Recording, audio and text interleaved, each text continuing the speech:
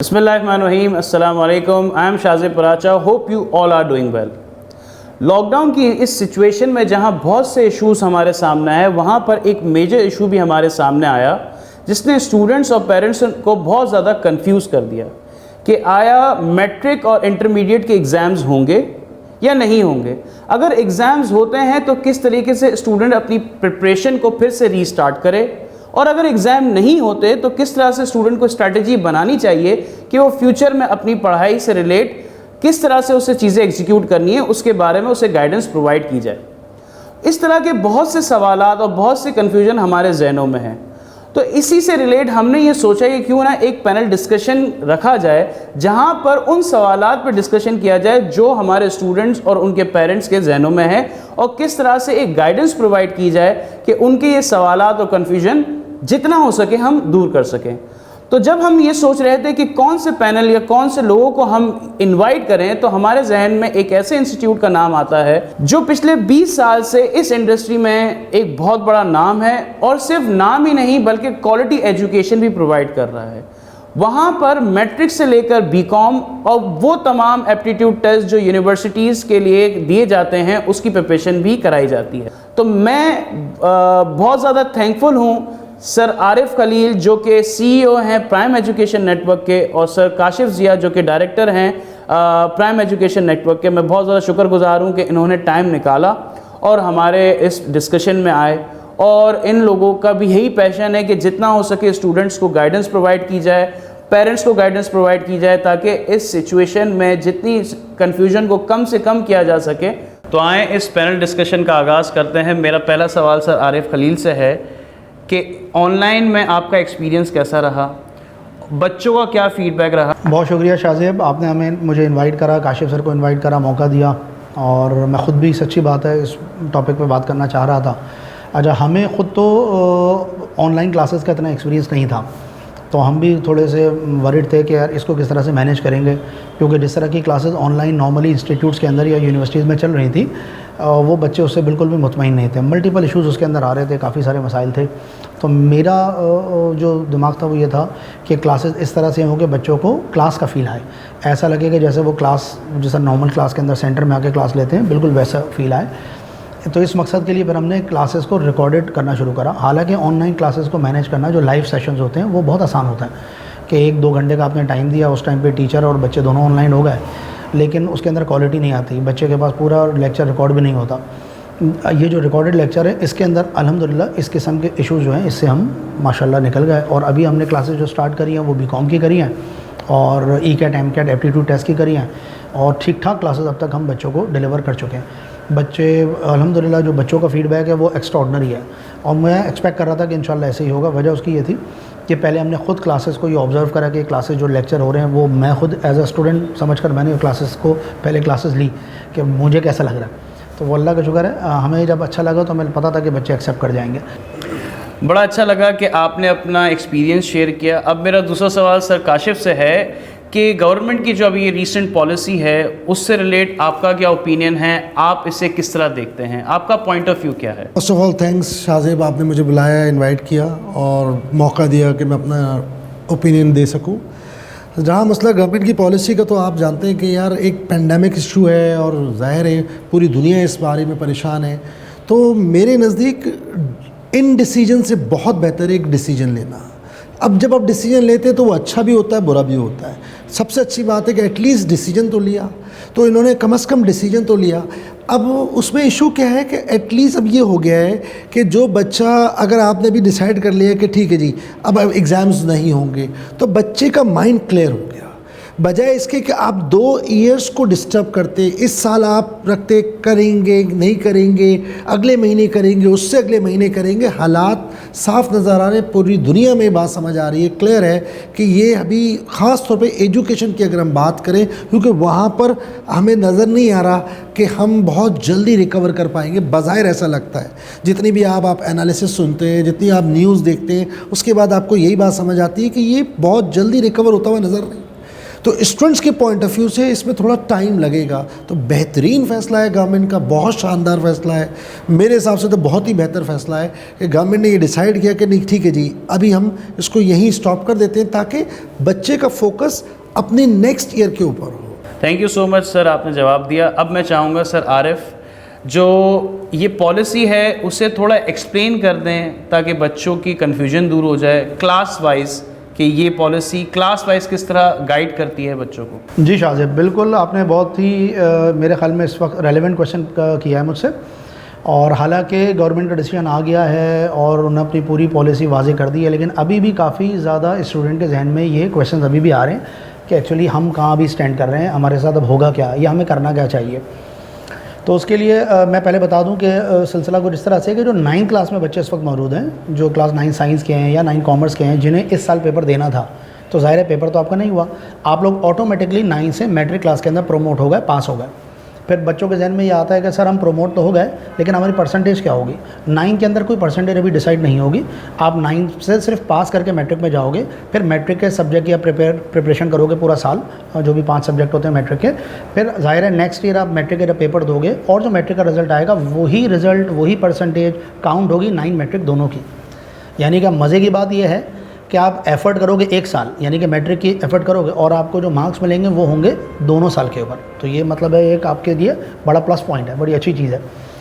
तो इसी तरीके से जो ये फॉर्मूला 9 मैट्रिक के लिए है, जब जो भी परसेंटेज आपकी आ जाएगी उसी बेस के ऊपर फिर आपका कॉलेज में एडमिशन होगा, जो मैट्रिक की परसेंटेज होगी उस पर।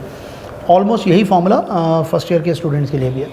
अब फर्स्ट ईयर के स्टूडेंट जो इस वक्त मौजूद हैं फर्स्ट ईयर के अंदर, जिन्हें इस साल पेपर देना था, ज़ाहिर है पेपर तो नहीं हुए, तो अब वो ऑटोमेटिकली सेकेंड ईयर में प्रमोट हो गए और उनके तमाम सब्जेक्ट वो क्लियर हो गए, वो सारे बच्चे उसके अंदर पास हो गए।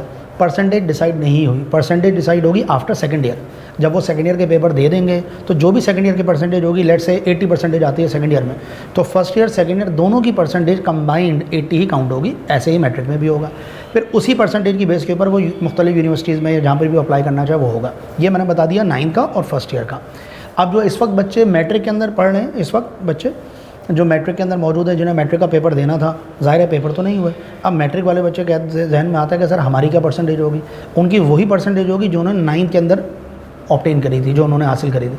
फ़र्ज़ कर लेते हैं अगर किसी बच्चे की परसेंटेज, जो कि मैट्रिक में बच्चा है, उसकी 9th में 73% मार्क्स थे, तो अब गवर्नमेंट ने उसको 3% मार्क्स ग्रेस दिए हैं, यानी कि मैट्रिक में उसकी परसेंटेज हो जाएगी 76, या अगर उसकी 76 है तो 79 हो जाएगी। यही फॉर्मूला करा है सेकंड ईयर के स्टूडेंट्स के लिए कि सेकंड ईयर के अंदर जो जितने भी स्टूडेंट्स हैं, उन्होंने ज़ाहिर है सेकंड ईयर का पेपर नहीं दिया, लेकिन फर्स्ट ईयर का वो पेपर दे चुके हैं, उसकी परसेंटेज आ चुकी है। फर्स्ट ईयर की जो भी परसेंटेज होगी, मिसाल के तौर पर किसी बच्चे की परसेंटेज 80 है, तो अब सेकंड ईयर में वो 83 हो जाएगी। इस परसेंटेज के बेस के ऊपर वो अब एप्टीट्यूड टेस्ट भी देगा और मैट्रिक का बच्चा उस परसेंटेज के ऊपर कॉलेज में एडमिशन लेगा। अब यहाँ जो सबसे जो काम की बात है, जो सेकंड ईयर वाले बच्चों को समझनी चाहिए, जो इस वक्त सेकंड ईयर में हैं, जिनकी फर्स्ट ईयर की वाली परसेंटेज के थ्रू उनका टेस्ट होगा, एडमिशन भी होगा, टेस्ट भी होगा। होता ये है कि जब जिस भी यूनिवर्सिटी में आप एडमिशन लेने जाओगे, उसका जो टेस्ट आपको देना पड़ेगा और उस टेस्ट के अंदर उस टेस्ट की इंपॉर्टेंस हमेशा से थी, पहले भी होती थी, अभी भी है, लेकिन अब वो कई गुना बढ़ गई है। यानी कि अब हमारे पास, यानी कि जो बच्चे का एडमिशन होगा किसी भी यूनिवर्सिटी में, NED में या डाउ में, मेडिकल वाले बच्चे लेंगे, तो उसका तरीका ये होगा कि उनकी फ़र्स्ट ईयर की परसेंटेज काउंट होगी और टेस्ट के मार्क्स काउंट होंगे। यानी कि जो फर्स्ट ईयर की परसेंटेज है वो भी काउंट होगी और टेस्ट, यानी कि मैं तो बल्कि ये कहूँगा कि आप समझ लें कि आपका जो एडमिशन होगा वो एक्चुअली टेस्ट बेस के ऊपर होगा। और वो टेस्ट खाली फर्स्ट ईयर के सिलेबस का नहीं होगा, टेस्ट के अंदर फर्स्ट ईयर का सिलेबस भी आएगा, सेकंड ईयर का सिलेबस भी आएगा। हालांकि सेकंड ईयर के पेपर आपने नहीं दिए, लेकिन 12 क्लासेस तो ही थी ना, तो आपने सेकंड ईयर और फर्स्ट ईयर के सिलेबस की बेस के ऊपर आप टेस्ट दोगे और टेस्ट की इंपॉर्टेंस अब कई गुना बढ़ गई। अब मेरा ये मानना है कि बहुत सी कन्फ्यूजन हमारी क्लियर होती जा रही हैं, तो अब मैं चाहूँगा कि सर काशिफ हमें ये बताएं कि 9 से लेकर सेकंड ईयर तक के स्टूडेंट को क्या स्ट्रेटजी रखनी चाहिए अपनी स्टडीज़ से रिलेट इस सिचुएशन में। अच्छा शाहज़ेब, हाँ बिल्कुल सही कह रहे हैं आप। असल में देखें, डिसीजन मेकिंग जो होती है ना, वो लाइफ में बड़ी इंपॉर्टेंट होती है। मैं डिसीजन मेकिंग में एक बात हमेशा कहता हूँ जब भी मैं पढ़ा रहा होता हूँ कि पास्ट हैज़ गॉन, जो होना था वो हो गया, वो गुजर गया। क्या चीज़ रेलेवेंट है फ्यूचर, तो बच्चों को और उनके पेरेंट्स को अपने फ्यूचर को डिटर्मिन करना है। अब करना क्या है उसकी बात करें। अगर मैं बात करता हूँ लेट से क्लास, आप जानते हैं जो जिससे डिसीजन आया गवर्नमेंट का, तो आप उसको अगर बैकग्राउंड में देखें, उस बैकग्राउंड में आप देखें तो जो बच्चा क्लास 7-8 में था वो प्रमोट होकर 9 में आ गया है। अब आप बात को समझिएगा, यहाँ जब वो क्लास 9 में आता है तो उसका जो लेवल ऑफ एग्जामिनेशन है वो चेंज हो जाएगा, उसका लेवल बिल्कुल डिफरेंट है, क्योंकि बोर्ड में जाकर एक स्कूल के एनवायरनमेंट के अंदर एग्ज़ाम देना और बोर्ड में जाके एग्ज़ाम देने में बड़ा फ़र्क है। तो इस वक्त उन बच्चों के जो पेरेंट्स हैं और उन बच्चों को चाहिए कि वो अपना टाइम बिल्कुल भी ज़ाया ना करें। वैसे ही 2-3 महीने 4 महीने आपको पता है इस तरह से ज़ाया हो चुके हैं, कुछ भी नहीं किया, ना पढ़ाई हुई है, बिल्कुल माहौल अलग था। अब उन्हें चाहिए कि बहुत अपना 100 नहीं 200% दें और अपनी एजुकेशन को फ़ौरन स्टार्ट करें। एग्जैक्टली इसी तरह फर्स्ट ईयर का बच्चा था, उसको आपने प्रमोट करके सेकेंड ईयर में भेज दिया गया है। इसी तरह सेकेंड ईयर का बच्चा था, उसको आप उसको पास कर देंगे। तो ये सारी चीज़ें जो हो रही हैं, इसके लिए ज़रूरी है कि बच्चा एक स्ट्रैटेजी बनाए, टाइम ज़ाया ना करे। जैसे भी आरिफ सर एक बात कह रहे थे कि आपके पास एक अपॉर्चुनिटी है, कुछ लोगों को शायद ये थ्रेट लगेगा, पॉजिटिव थिंकिंग की बात है। मैं देखूँ तो ये पॉजिटिव थिंकिंग, पॉजिटिवली देखूँ तो यार ये एक अपॉर्चुनिटी है कि आप जो 2 साल में अचीव करते हैं, अल्हम्दुलिल्लाह अब आप वो 1 साल में अचीव कर रहे हैं। तो आप इसी चीज़ को सोचें कि जो 2 साल आप एफ़र्ट्स करते, आप 1 साल में वो एफ़र्ट्स करके वो रिज़ल्ट इंशाल्लाह आपको मिलने वाला है। तो आप अपना बहुत ज़्यादा दें। इस डिस्कशन को वाइंड अप करने से पहले मैं चाहूँगा सर आरिफ ये बताएं कि प्राइम एजुकेशन नेटवर्क की अपकमिंग सेशन में क्या एग्जीक्यूशन पॉलिसी है और किस तरह से वो अपनी क्लासेस को कंडक्ट करेंगे। जी शाहज़ेब, अब कम से कम मुझे लगता है कि जो भी स्टूडेंट मुझे सुन रहे हैं उनको कम से कम इस बात का तो बिल्कुल आइडिया हो गया है कि इस वक्त वो कहाँ स्टैंड कर रहे हैं और उन्हें आगे क्या करना चाहिए। 9 के बच्चों को पता चल चुका है मैट्रिक फर्स्ट और सेकेंड ईयर के उनको पेपर देना है नहीं देना, ये बिल्कुल चीज़ क्लियर हो चुकी है अल्हम्दुलिल्लाह।